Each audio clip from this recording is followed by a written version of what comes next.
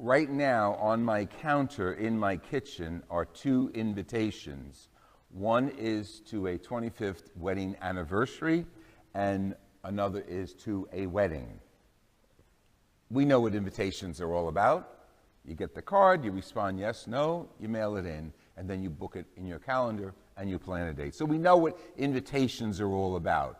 Today the scriptures have a few invitations to us as well. The first, of course, is from the chapters of Isaiah. Pretty much took place after the Babylonian captivity. People are coming back into the Holy Land. It's a holy mountain where they can rebuild the temple and so on. And Isaiah is trying to get them excited and say, you know, come back. This is going to be a feast. God's best foods are going to be here.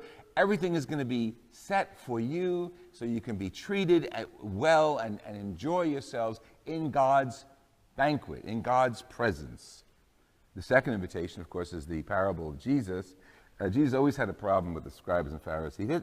He doesn't like phonies. What can I say? He doesn't like hypocrites. And this banquet that he's given the parable about is about the king who sends out his messengers to say, okay, everybody's come. In other words, your RSVP, come on in. And they don't show up. And he's upset about that. And you heard the whole story. So the analogy we're going with today is the banquet. And of course, the banquet for us as Christians is here at the table. The banquet of the body and blood of Christ. The celebration of being nurtured and nourished.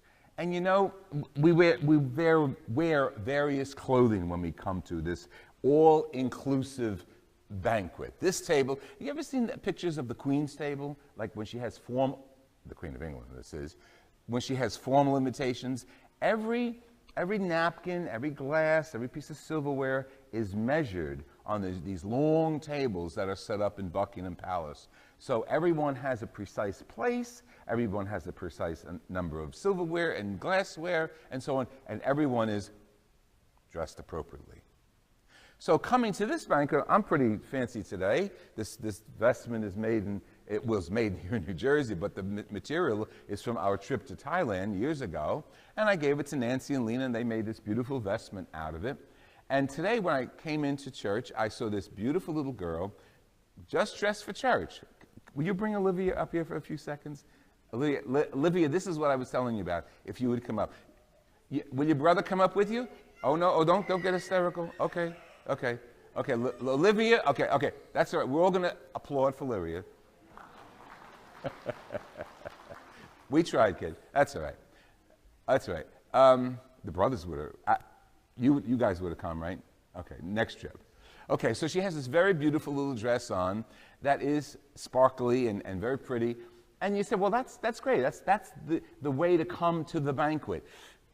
Well, yes and no. The way and what we have to wear to come to this banquet is very different. It's not out here. It's not in clothing. It's very different. It's very specific. Because the banquet is the kingdom of God that we're being invited to. The presence of God. Not necessarily just a meal, but the presence of God. So God looks beyond our clothing. No matter what labels you have on, he doesn't care what labels you have on. He's looking a little deeper into what we're wearing and the attitude.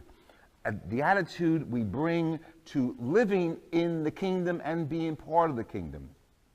Years ago, when I was on campus, as campus minister, I would go on campus and invite, I was fraternity advisor and involved with all the clubs, and I would sit there with the kids at lunch and, oh, why don't you come to Mass? And I said, oh, Father Lou, you don't want me at Mass because the roof would fall in if I came to Mass. Often, it was like they gave this card out and everybody had the same answer.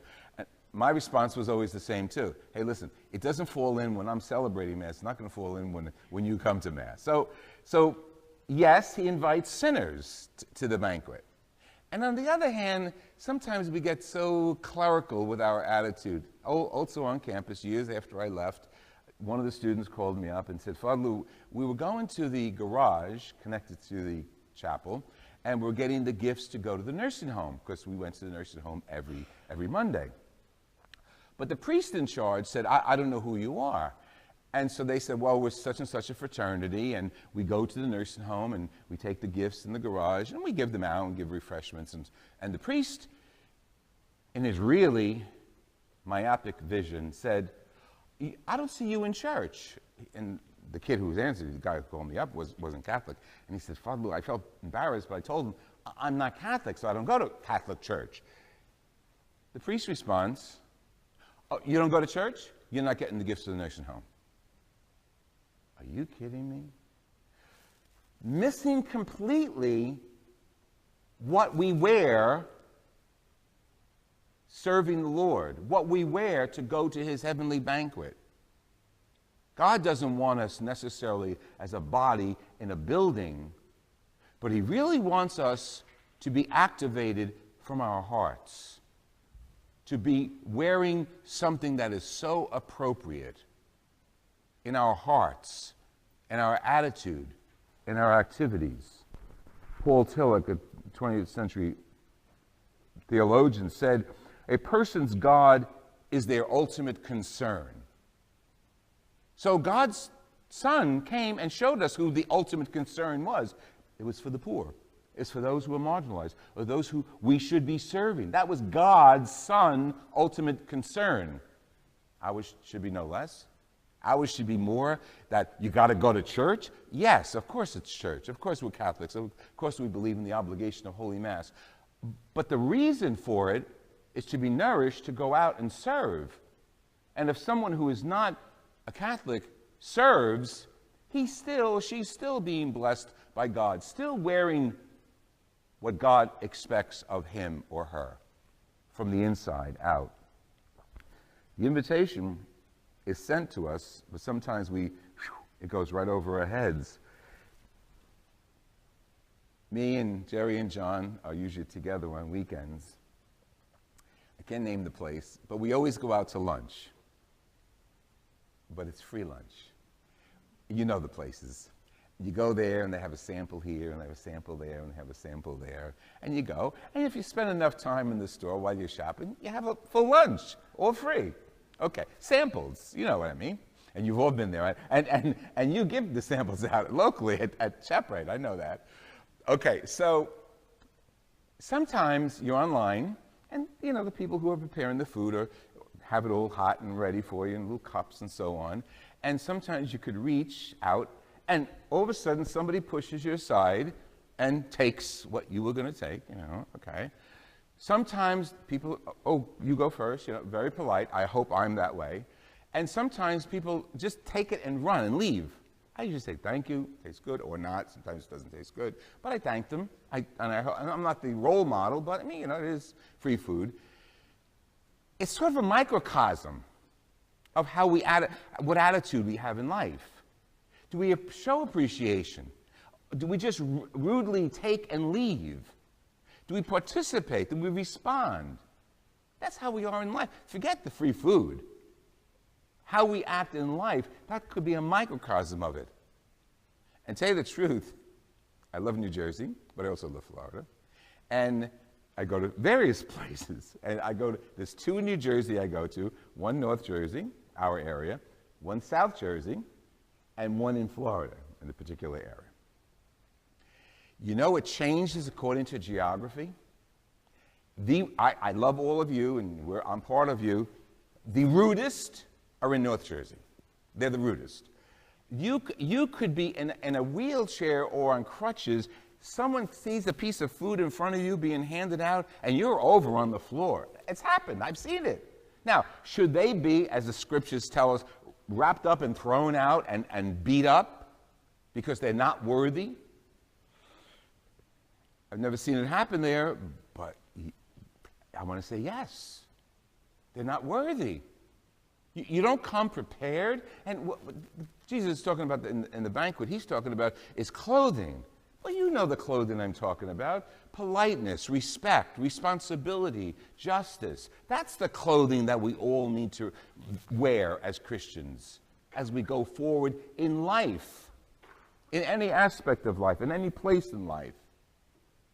So all you North Jersey people, get your act together. Be a little more polite when you go for the free food, if you go. So if I see you there and you act disrespectfully, I'm going to say something. So Jesus asks us to respond to coming to the banquet. In heaven, yeah, it's here though. The banquet is here. We're being offered a participation in his holy banquet here and now. And don't say, oh, forget eternal life.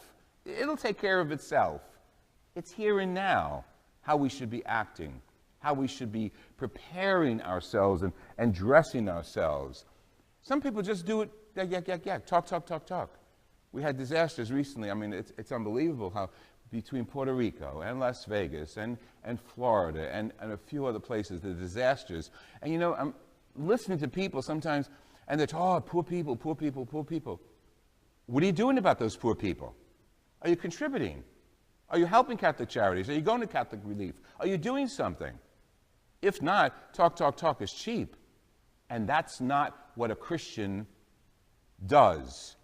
That's not how a Christian prepares for the heavenly kingdom. It's here and now. The needs are here. We respond to those needs now. And all talk and no action is inappropriate dress, you might say, for the Christian to prepare for the heavenly banquet. It's local. It's local. It's not out there in another world. It's local. I was preparing for my homily, and I got to share something with you. It's a little parable that came across. It's called Heaven and Hell, Parable of the Long Spoons. It's short, but I'll really read it to you. One day a man said to God, God, I would like to know what heaven and hell are like. God showed the man 2 doors. Inside the first one, in the middle of the room, was a large round table with a large pot of stew. It smelled delicious, and the man's mouth watered.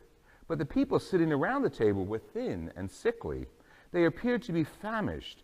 They were holding spoons with very long handles, and each found it impossible to reach into the pot of stew, take a spoonful, and because the handle was so long, longer than their arms, they could not get the spoon back into their mouths. The man shuddered at the sight of their misery and suffering. God said, you've seen hell. Behind the second door, the room appeared exactly the same.